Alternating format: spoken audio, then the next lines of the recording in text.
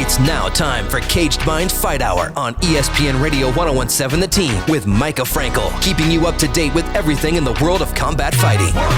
This is where combat sports lives. And now, here's Mika Frankl.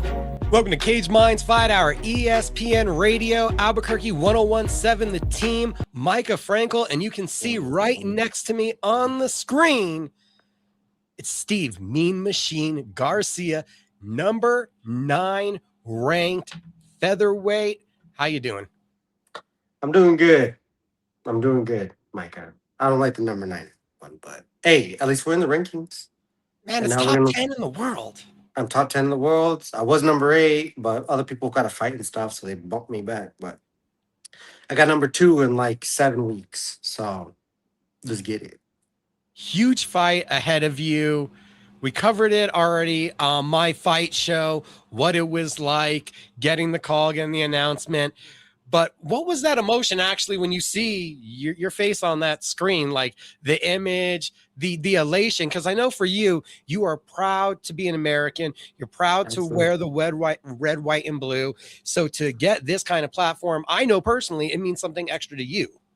100%. One, I love my country. I literally go to like Dick's Sporting Goods and buy all the all the Under Armour that like have like all the American flags and stuff.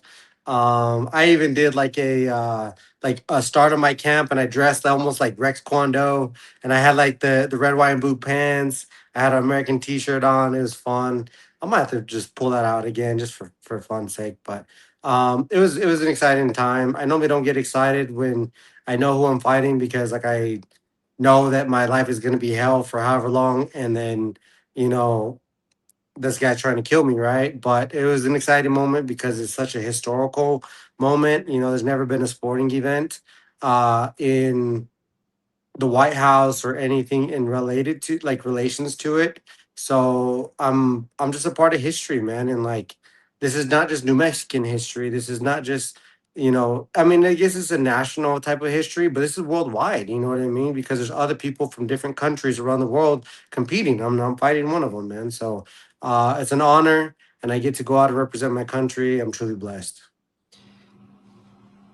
Also, that number 2, like you said, what does it mean to not just this platform, but that the platform means recognition, whether it's thinking that you're finally on one of the big cards instead of fighting in the Apex, which you had to do for so long, and to the number 2 and a chance to earn a title shot? Yeah, man. Well, a lot of people hated on the Apex. I like the Apex because when it's in Vegas and it's like you're doing your job, right? Like I don't have to worry about a whole lot. And on those cards, you know what I mean? Like it's a lot more easier for me to go get the bonuses. So I've got a good couple bonuses. I'm happy about that. But yeah, you're fighting number 2. This is what you want. You're gonna get, the viewership. All eyes are on you and Diego. One of us is winning this fight. I don't really see us going to a decision. I think both of us are going to go out there and just lay our lives out on the line at the White House, and I would expect nothing less. But my goal is to make sure that like I have my hand raised that night, and I make it a solid argument that I'm next for the title. I hate getting ahead of myself. I hate it because you know what? Like when people do that, they end up like just blowing it because they look past what's in front of them. And for me, I got a very tall task in Diego Lopez, and I don't want to take him lightly. I know he's a gangster. He fights well. He has that Mexican grit, or actually he's not even Mexican. He just has that like I guess maybe this Brazilian grit because they have it too. But either way, man, tough as nails. Those back, and you should have a good scrap on your hands. Does it get you excited a little bit more just because I know you're a warrior, a competitor, and most of all, you love to fight when you know you got a guy like Diego Lopez who's going to want to bring the fight also?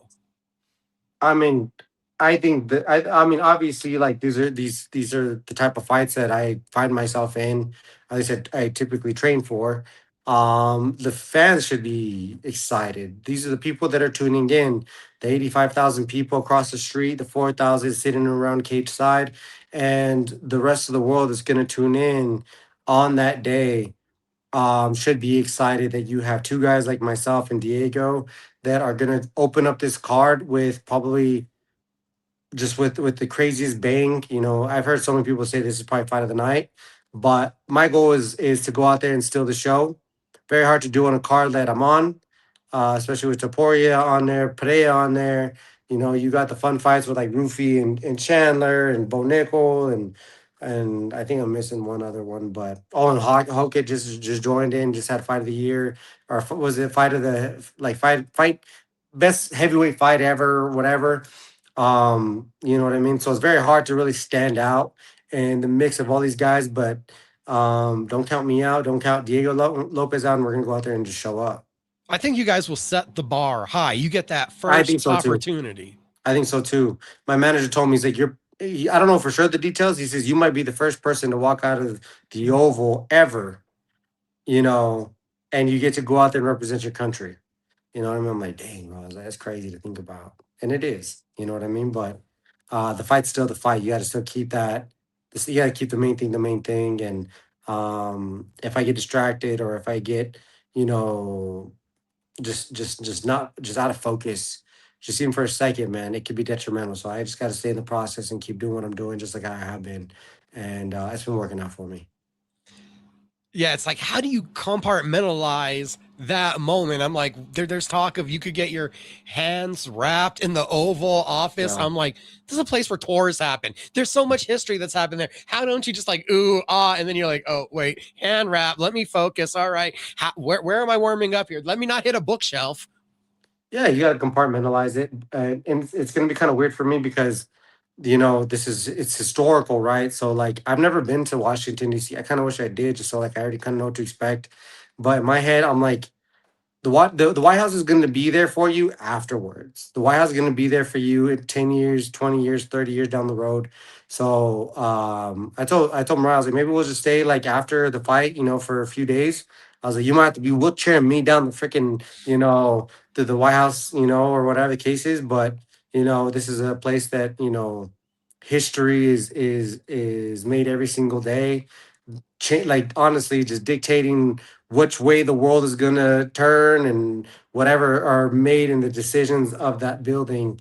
And yeah, man, it's kind of crazy to think about, but I'm there to go for a fight. I'm not here to make a political statement or anything else like that. This is a fight, you know what I mean? If I treat it like anything else, it could be, like I said, detrimental for me. So I got to stay in the process and make sure that I get my job done, and then, you know, everything else we'll you know, we'll worry about later.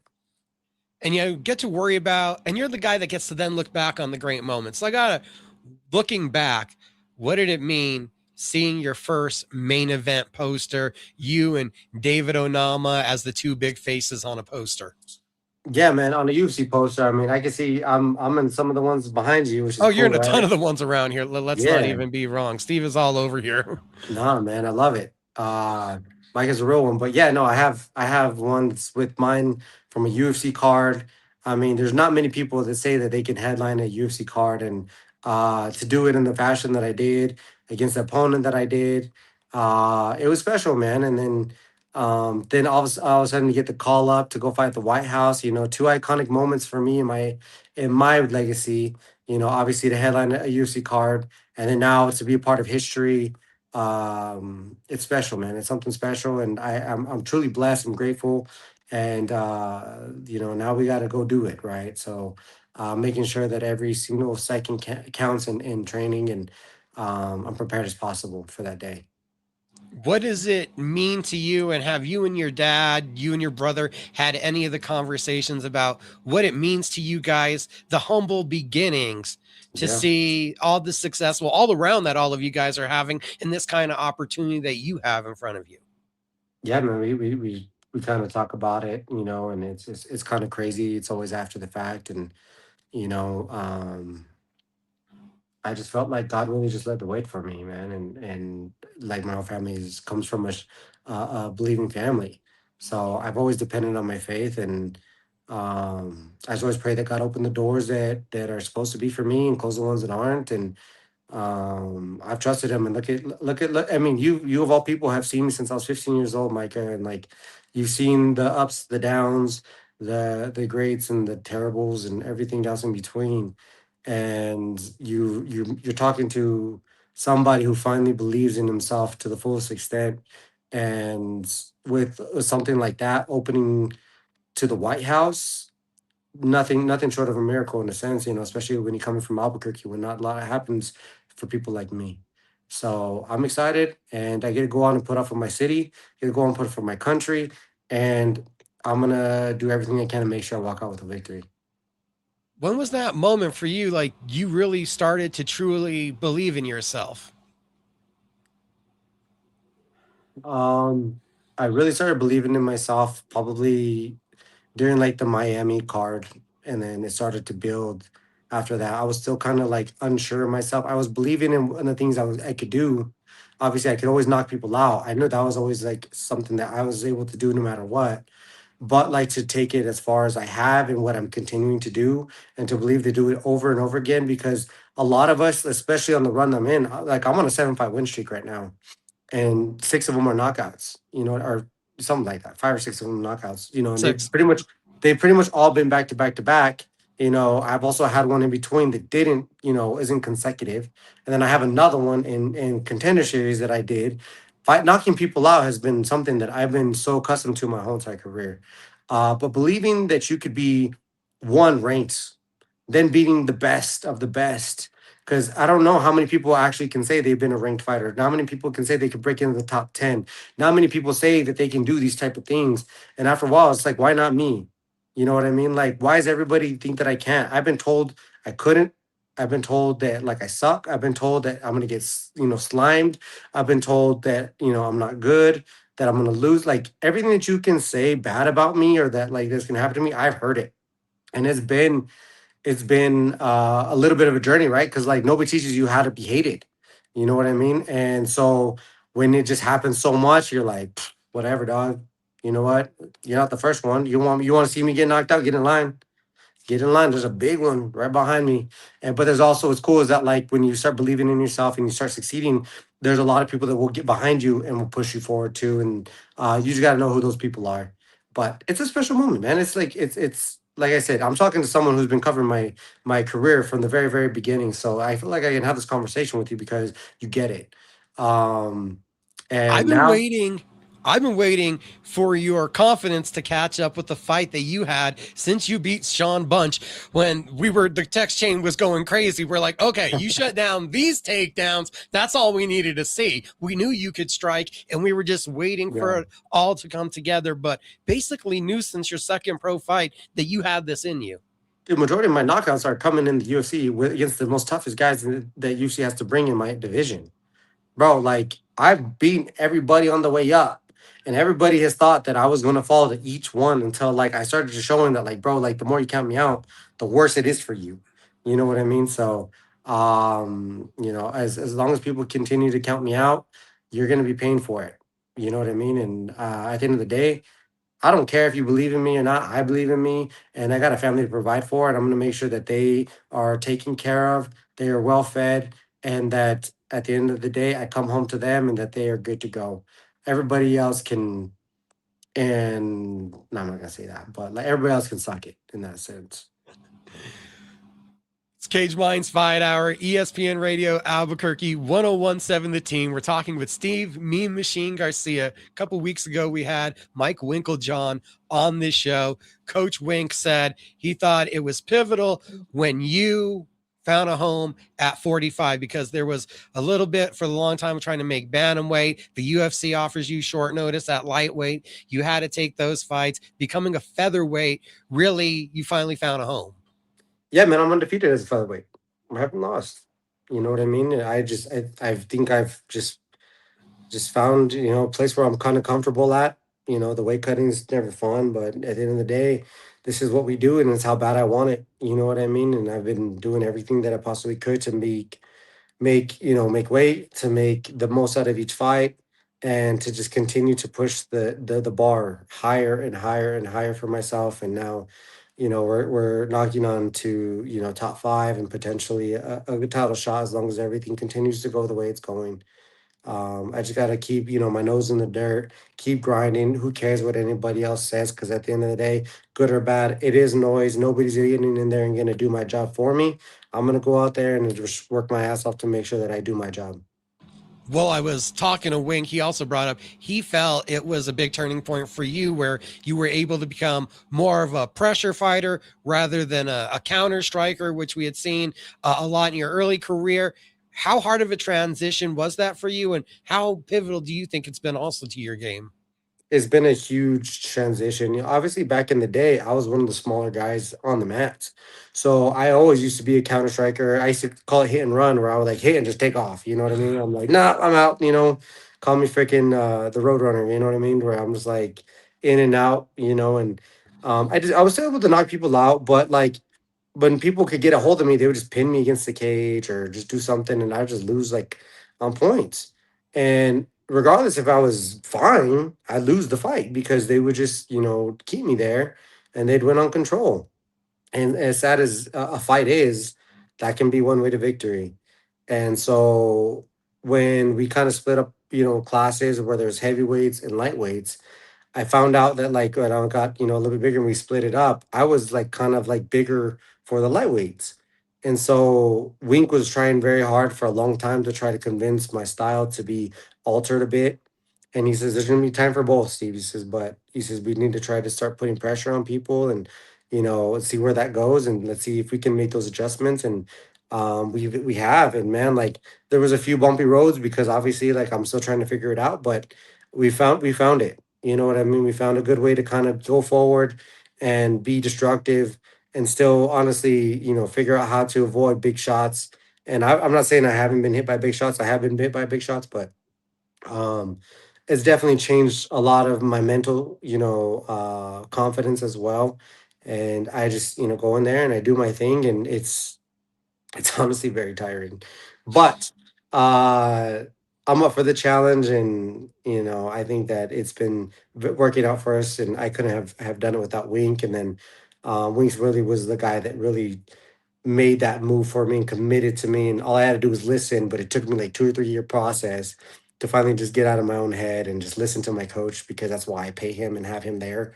So maybe I should listen to him. And then once he finds confidence in that, Greg steps in and they do their little thing, big bro, little bro type of thing. And then we found success and since then. So coaching's been a huge staple my whole life in my career, inside and outside the cage. I think it was in lead up to the last fight here, the Abel Cullum fight. It was like Steve's like, I'm working on a style, Micah. We're working on a style. Is this what you meant the whole time? This is what you had been working on? Was this pressure, these elbows, mixing in the wrestling and becoming more just offensive? Yeah, I'd say so. I'd say so. I mean, I think I'm pretty good at defensive, with my footwork and stuff. But yeah, I mean, that was kind of like the beginning of like changing things. And obviously, I got him out of there. Or no, actually, I didn't get it. He survived. He ended up looking like freaking, the Goonies guy. What's his name? The Hey You guys. He was Hey, pretty you busted up. guys. Yeah, he was pretty busted up.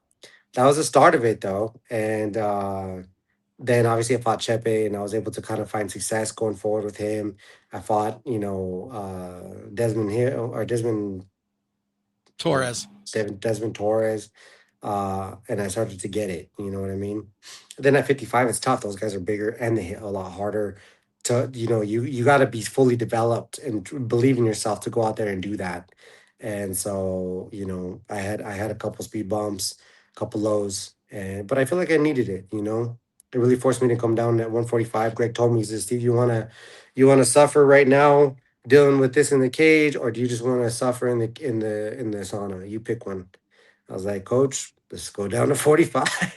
Let's find this, because I was at 35, for so long.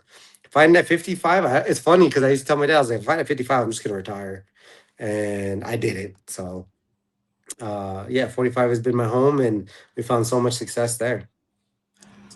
We had Steve on my fight show a couple weeks ago, and we started to get into his love of boxing. Yeah, coincidentally, I think we're both wearing the same t-shirts again a couple weeks later. But talking about that, I've heard a lot of analysts looking at MMA, and there's always the next evolution in the sport. And I've heard a lot of guys say that one of the most pivotal, like, things of the next generation will be the guys that are able to slip and counter, have the purposeful defensive movements from boxing, that could be the next evolution in striking. And it feels like there is a gap in MMA fighters being able to do that slipping, and it's, more setting up the counters right now. Do you think that's something that you could see evolving, you being a fan of boxing as you are? I feel like that's kind of been around. I mean, it's obviously it's very selective. Not everybody fights like that, but you see it. You'll see it with like Taporia. You'll see it with um, Max Holloway. You've seen it. I feel like MMA has trends. Like you had like the what do you call it? Um, like this right now, it's the spinning elbows. You know what I mean? The spinning elbows have been king right now, so everybody's kind of doing that. The calf kicks were in for a solid amount of time. Leg kicks were a thing at a moment in time. The overhand was a thing at a time. Like there's just so many different trends that MMA goes through, and it all sucks. You know what I mean? To get hit by any of those, you know what I mean? So as far as boxing goes, I feel like it's not as dynamic as it probably could be. Well, I think Toporia's like been like the guy that's really been showing off the boxing, the shoulder rolls, the slips, the fades, the good head movements. I've been working a lot of the head movements, using just my boxing majority of the time. Um, who else? I mean, Dustin Poirier, not a big kicker. He did like he threw those kicks against Connor, but there was a big deficit when it came to how well Connor didn't really take him. He really just sunk quickly, so I understood why Dustin did that. But he's mainly a striker with his hands. Um, I'm Do trying to you think also of. kind of see like the trend? It seems like the body lock, the hand lock, like people are really having a hard time breaking the hands from the body lock, getting their back taken against the cage. I've also kind of noticed that trend recently. Yeah, you're going to see the take the back trend. I mean, look at Aljo. Aljo was there was a point in time in that fight against Zalal this weekend where he was throwing punches, landing big shots, and decided just who cares? I'm gonna slip the shot that he's retaliating, and I'm gonna take the back. I was like, bro, you could have knocked him out if you really wanted to, but he chose to go the safer route, take the body lock, take the back, and he rode the back the whole time, and he found success there. But yeah, it's just like you said, it's kind of like a trend that you kind of see that, I mean, people are doing. So When you see Zalal Serling go to a decision, do you almost get a little smile like, okay, that doesn't hurt my chances of a title fight anymore? We all know there's a level to this where there's almost the beauty pageant. How do you finish? And the more dynamic finish, you could leapfrog the next challenger. So a ho hum decision, we all know how that's going to feel play with the brass. that's what's hard, bro. Is that like one, you have to win, but winning's not enough anymore. You have to finish. And don't get me wrong, Zola's obviously hard to finish, but there was moments that I saw that he could have. Like I said, in that moment, I mean, I don't know if that would have been a moment, but honestly, I saw that Zalal was a little bit gassed, and he got hit with like a four-piece combo. And I'm like, honestly, if Aljo wants to stay here and just kind of let his hands go, he probably could get a finish. Or as soon as he started trailing and didn't go for the takedown, but he just bypassed, kind of just that decision and decides to take his back and just ride the back and do some ground and pound from the back. But um I don't know, man. It's hard. Like, it is hard to finish the top, echelon of the division, but you have to. Like, this is what the fans want to see. This is what the bosses want to see.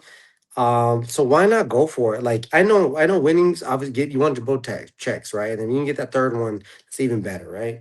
But you gotta go for that finish, man. And honestly, sometimes you just gotta die with your sword, and just be like, bro, like this is my moment. I'm gonna seize it. I'm gonna make a statement doing this against an upcoming prospect or whatever he wanted to cause the law. And I don't think he capitalized on it. So yeah, there might be a little bit of a wiggle room for like someone else to sneak in you know, could be me, but we'll see. At least I was just thinking selfishly. I'm like, Well, if you expect Movsar Evilov to get the next shot, and that happens this summer, that would free you up for the winter defense. That kind of looked like between you and Diego, Sterling and Youssef, that was going to kind of be the de facto. Whoever impresses most would probably get the title shot at the end of the year, beginning of next year. Well, and like I said, it just varies on how you get your job done, man. So like you look at like Gene Silva, him and Arnold Allen just went 3 rounds. Gene, they love the fight nerds, right? So Gene gets pushed because he's a fight nerd, but he didn't finish. You know what I mean? I mean, he had a little like gift moment where he's riding Allen like a skateboard. But does that really win fights? Does that solidify you as a champion quality contender? I don't know. I think he probably should get one more, to be honest with you. Masvar and Volk will probably have it out. If Masvar wins, then I don't know if Volk will stick around, to be honest with you. If it's almost like a grappling match and Volk is like, I can beat this guy, he'll stick around, but then you're gonna see like a rematch. Um, so you just got to see what where the cards lay. I mean, if I was matchmaking, I'd probably do like either Aljo and Yair or Gene in Yair, or do Gene and Aljo, and then you have obviously me versus Diego, and then I plan on winning that fight, and then I get whoever's kind of right there at the top because I'm fighting number two. You know what I mean? So I think that inserts me like definitely within top three. You know, I think that I'll make a good case. Were you surprised or anywhere impressed with the performance that Movsar put together with Lerone? I know a lot of people were surprised that he was able to strike as well as he was.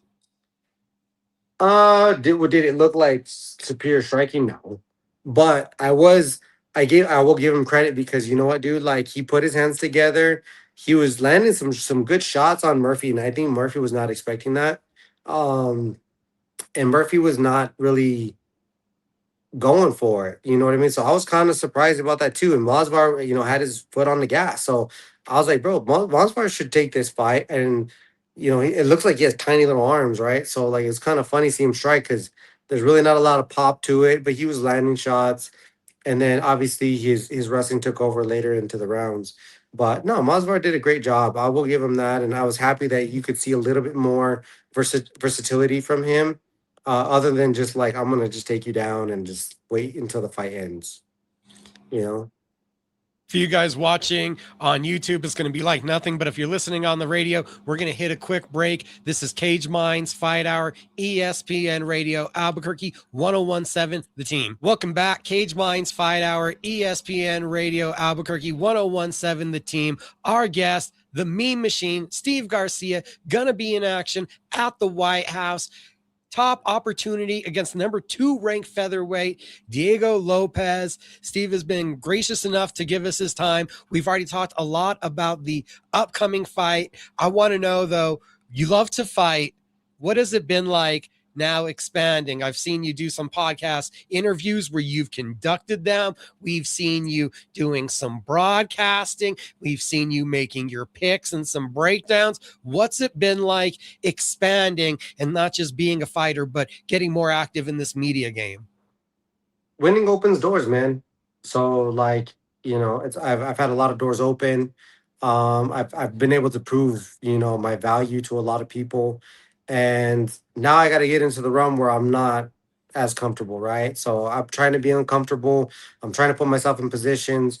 Interviewing with like people like you or whoever has always been something I've done my whole career, but being the interviewer, being the commentator, being, in a different shoe than just the fighter. It's a little bit more of a challenge for me. So I do like it, and I feel like I kind of fit in those shoes.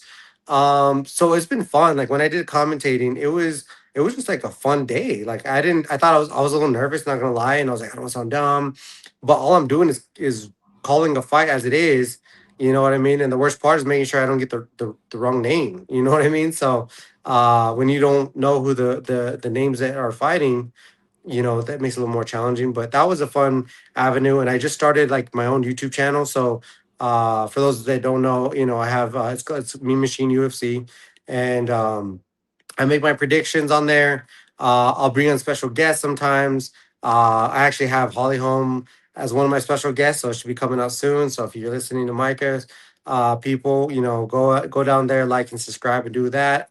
I'm gonna try to get my people to come down here and like Micah's stuff too. We're just all here, part of the community, trying to push for each other, and I think everybody has room to be successful. Everybody should be pushing each other to be great. I don't think that we should be pulling each other down. I think it's kind of ridiculous. So yeah, man, there's been some great moments, and I'm exploring different avenues. So I'm excited about the future, but fighting pays the bills.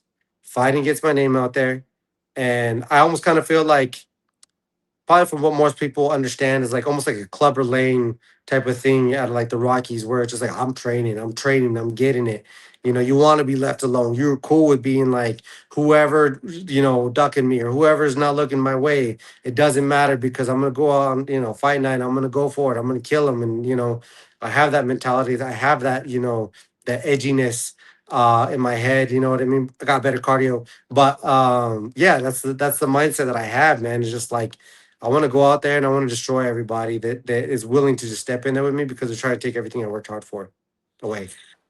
You're doing commentary for the first time, and maybe we'll get a funny story. Have you ever seen what we saw the first time you're commentating? One of the more dynamic moments of the night. A guy's jockstrap absolutely explodes. It's just hanging out of the side of his trunks, and then the coach was having to run in there and makeshift tie it back up and shove it in there. Was this on the fight that I was commentating? Yeah, you did. It was the I think I featured remember. amateur Yeah, I think fight. I Yeah, remember.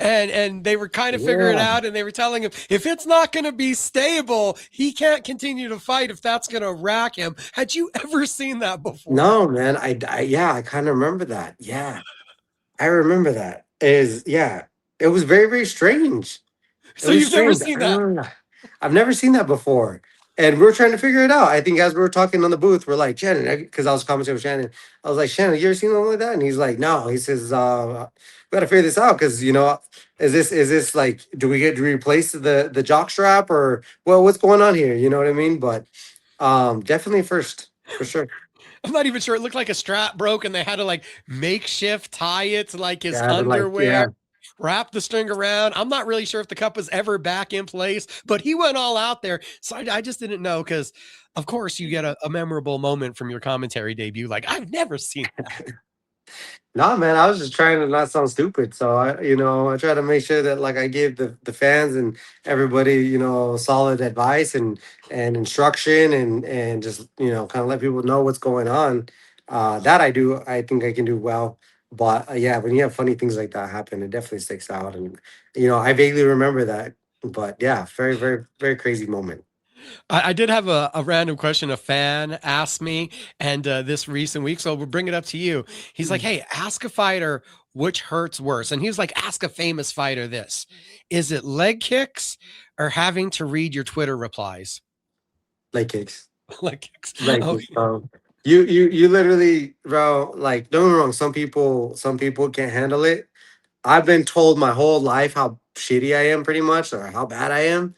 That like I'm like, bro, get in line. Everybody said that to me already. So you know what? Whatever. You know what I mean? Do I like it? No, I don't like it. But I'm just like, whatever. You know what? Go home, sit on the toilet, make your little comments, do your thing, whatever. I'm over here working, making money, and you're commentating on my channel. You're commentating on my fights. You guys are hating on me while I'm doing my thing, getting paid doing what I want to do, and you're over there taking a dump midway, through your post. Relax, dog. But you kick me in the leg, I'm like, oh, okay, I need to check that. Yeah, I need to check that real quick, But yeah, I mean, leg kick for sure sucks. Way worse. brought up Mike Winklejohn from our recent interview from several weeks ago. One other big thing he brought up the rebuild of the gym and you taking on a leadership role. Like, you remember going into the gym. I was recently there. You're telling us the stories of Donald Cerrone getting ready for a WEC title fight, Conrad Padilla rubbing your face in the mat. Like, you went into the gym at 15 years old, and these elder statesmen put it on you and in the most loving way, because look at what they've created. And Yeah. now you're in a position where you're one of those guys that's looked at like, what does this mean to you? And to see that the coaches have that respect looking at you as the leader in the building too. No, man, I'm grateful that like I got to rub shoulders with all those guys, everybody that is in the MMA community, in the UFC community, that understood like how good these guys were. You know, Carlos Condit, Diego Sanchez, Tim Kennedy, and um, E. Brian Stanton, and then you got obviously Michelle and Holly and John and Leonard and Donald and all the list goes on. Sanchez, like everybody goes on, and what I like about it is that like a lot of these, especially early on, like when I was going into Jacksons and stuff, they all could have probably knocked me out. They probably all could have just beat me, to shreds, and they beat me up. That was a given. But they took care of me in the sense that like hey bro, like you know what, like I know like today's training went this way, but you did this good, but I would probably do this differently, you know what I mean, and always giving me pointers, always trying to help me. John Dotson was probably one of the biggest helps in my career. Love the guy to death. He's definitely a brother of mine. I'll go with Carlos, and Carlos would always give me advice. I'll go to Holly. Holly would, give me advice. I'd go with, even John. Like John sometimes would just sit there and watch, and he'd say, hey, try this. You know what I mean? And we'll try this, and Diego Sanchez always used to kind of just go out there and kind of just give me some wisdom. All these guys that I trained with, they all were aiding and helping my journey in the UFC. And it made me want to be in the UFC. It made me want to be where they were. And so now it's crazy because like I'm the last of the generation of them. And so now I'm trying to instill what they instilled in me, for the generation to come up, and it's a little bit more difficult than I expected. I will say that these young kids, they don't listen like like how I guess my generation did. Very open to just trying to just be better. A lot of the newer generation, they think they know it all. You know what I mean? And I'm like, bro, like I know you got YouTube, but like YouTube is one thing coming in, and because you get these people too that like will come to class, and Greg's teaching class or Wings teaching class, and they spend 30 minutes teaching you techniques and drilling them, and then once you're all done, then you just take off and do your own stuff.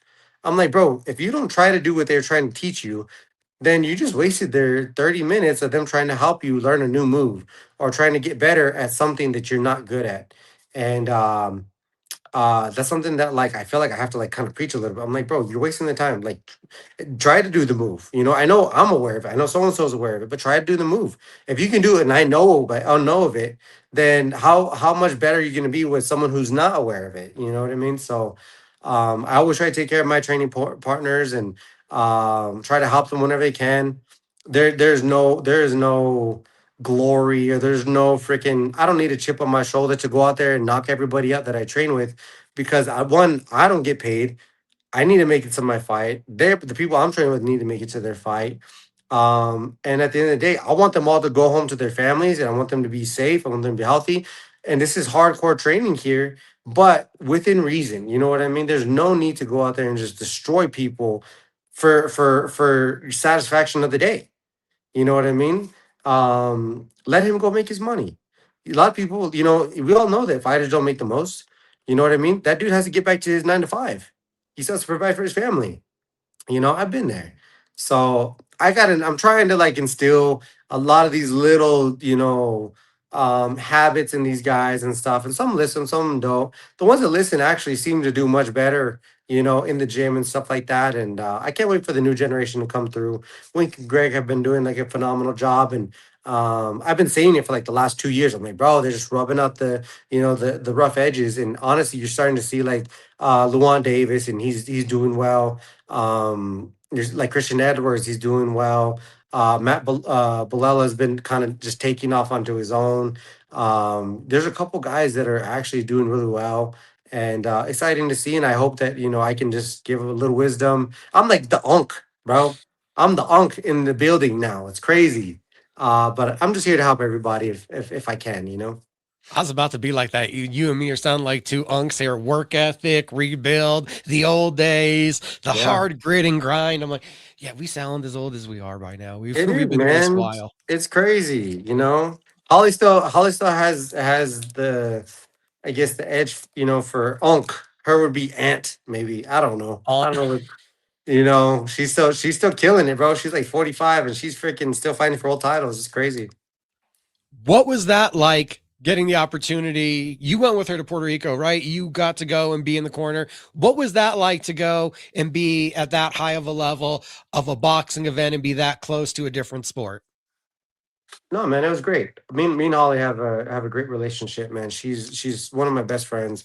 Anytime I need help, she's always there. Anytime, I can lend a hand, I'm there. She's one of the people that like gets it. You know what I mean? She works hard. Me and Wink just like we take to her, and me and Holly take to Wink, and I feel like he's just like almost like a second dad to us. You know what I mean? And we just get it. Um, and obviously, if I can help out Holly because she's helped me out so much in my career, words of wisdom, solid block guys to my face because she kicked me in the face. She's very kind. She's a killer in the cage, and she knew like when she knocked out Ronda Rousey. You know what I mean? She knew what it's like and what it takes to be great, and just to be around that is kind of special, right? So when we went to the boxing, she asked me, to go help her because I do a lot of rounds with her, because of my boxing experience, and it was cool. Obviously, I felt like it was kind of unfinished business just because of the way the fight ended. Due to the cut, but they get to square off again. I think in May. And Holly gets to go out there and just prove herself even more that she's capable of winning another world title, and I'm so happy for her. I wish her nothing but the best. And I'm always gonna be here for all my teammates. You know what I mean? So like, there's times where I was there for Arlene Benicow, and I was there for Michelle Watterson. And, she kicked me in the face too. I don't know how many times, but if that's what's gonna help them win fights, that's what help them win fights. And that's what we do at JW. We just take care of each other, and we take punches and kicks to the face for each other because we love it. May 30th, El Paso, Yeah. ESPN. Yeah. It's MVPW. Epic for this area that the two local fighters, just overall for Stephanie and Holly, both get to fight this close to home. We just got a couple more minutes left here on Cage Minds Fight Hour with Steve Mean Machine Garcia, and I figured we'd have a couple fun things to talk about, some would you rathers. So Okay. found some of these on the internet, and would you rather be able to run on your hands or write with your feet? Right with my feet, I'll run on my hands. I right with my feet. I don't need to run with my hands. I run with my feet. You know what I mean? So, I'll be like one of those guys that's just like, hey, bro, I got like pencils in my toes and just, signing signatures, signing babies and whatnot. You know, That'd be a way to do the Mean Machine signature. All of a sudden, put your hands behind your back, whip off a shoe, and you throw up like the foot. check You're this like, yeah, out. it's my Check this out. I trademark. bet you can do it, and then just start signing people, babies' foreheads with my feet. Come Would on, you? son. What kind of questions that, Micah? I've had some funny would you rather's because I thought I needed to do something different. I mean, everybody's going to ask you about the fight and how you feel it's going to be a fight in the pocket and the aggression. I figured I'd ask you, would you rather have your favorite food all the time or never be able to eat your favorite food again? Like you could only eat your favorite food. You're a fighter, so this is more for off season, but or you could own or never eat it again. Oh, me and my food every time. That's what kind of question is that? I'm gonna eat it every time. Yeah, well, okay. You could have your favorite meal all the time. Like that's the only thing you could choose. Okay. Or you could have a whole, buffet. You get your choice. What would you do forever? Never have your favorite food again, or just always eat that favorite food? Um. Yeah, you probably get kind of tired of your favorite food after like so long, right? But I'm a carnivore, bro. I could eat steak almost every day. Uh, man. Um. You know what? Like I mean, there's other things to eat, bro. Like I'm Mexican, dog. Like I can figure it out. So You need the yeah, variety. I guess in that manner, maybe I'd probably just eat anything else. I can eat tacos and pizza and burgers and stuff like that. I can eat healthy stuff, but you know, honestly, my favorite food is usually like a freaking good ass steak. Would you rather, because we know you're a big golf guy, get a hole in one or a string of birdies in a row? Hole in one. I've had a string of birdies before. Hole in one. I've never had that before. So like that's like almost impossible to do. Obviously, I know the pros do it all the time, but someone that just like casual plays like me, because I consider myself a casual golfer. But man, dude, I would be through the roof. Like I said, if we're playing like a long game or cases, yeah, it'd be the string of birdies because then you shoot low. But bro, like to just get one, like man, that would be so awesome. I've never got a hole in one outside of putt putt. So yeah, I can imagine. I've been close. I've been close. I've probably been about a foot or two from the hole, but never inside. Never inside. Would you rather, and this is the last one, would you rather be stuck in a romantic comedy with your worst enemy? I'm guessing at this point we're talking about Diego Lopez or Alexander Volkanovski, or be stuck in a horror movie with your best friend? Would I rather be in a romantic comedy with people I don't like or in a horror movie with someone I do like? Yeah, that was the origin of the question. Yeah. Um, I'm not a big horror guy. So probably a romantic comedy, because at least we can pretend to like each other, you know what I mean? And then maybe not like each other offset. But at least in a horror movie, I'm like constantly just like running, pretending to be scared because it's just a film, right? But then, well, I don't know if I'm pretending to be scared. I don't know. I'd probably do like the romantic comedy just because it's kind of more my spiel. But um, yeah. Let's do the romantic comedy. Like I said, I'm not too big on horror films anymore. Back in my youth non-unk days. Yeah, I used to watch them, but not anymore. I like my sleep, less nightmares, whatever. Did you ever see Zoolander? Yes, I love Zoolander. Okay, when I say romantic comedy, or not Zoolander, sorry, is it Zoolander? I think of Kevin James having to stop getting beat up by Joe Rogan. Is that Zoolander or is that a different Zoo one? It's a Zootopia movie or something like that. I think Zoolander, I was wrong, and that's the model movie, right? Are you talking about like Here Comes the Boom? No, there was another one also where he's like a zoo operator and he ends up getting like Oh yeah, yeah, it's like and Zookeeper or something. Zookeeper, yeah. And there's a I point think where it's he's on a Zookeeper. bike and Joe Rogan pushes him into a bunch of, and the Joe Rogan is his rival. And I'm just like, that's what I'd imagine, like a romantic comedy, like you're having to just battle him randomly riding bikes or something. That'd be Like, so fun. funny. Yeah, that'd be fun. You know what I mean? So yeah, I'd probably pick that one. Like just starting shiz with Joe Rogan. Like, like that'd be fun. Why See, we not? could get Steve on the big screen eventually. He's already doing the podcasting, the broadcasting, and we know the UFC likes to branch you out to the silver stage next. Yeah, I don't know what's next. All I know is that Diego Lopez is actually I do know his name, Diego Lopez, and it's gonna be June 14th. So tune in to watch because it's gonna be something great. This has been Cage Minds Fight Hour, ESPN Radio Albuquerque, 1017 The Team. This is where combat sports live. Thanks for joining us for Caged Minds Fight Hour on ESPN Radio 1017 The Team. Be sure to tune in again next Saturday from 9 to 10 on your locally owned and operated station, ESPN Radio 1017 The Team.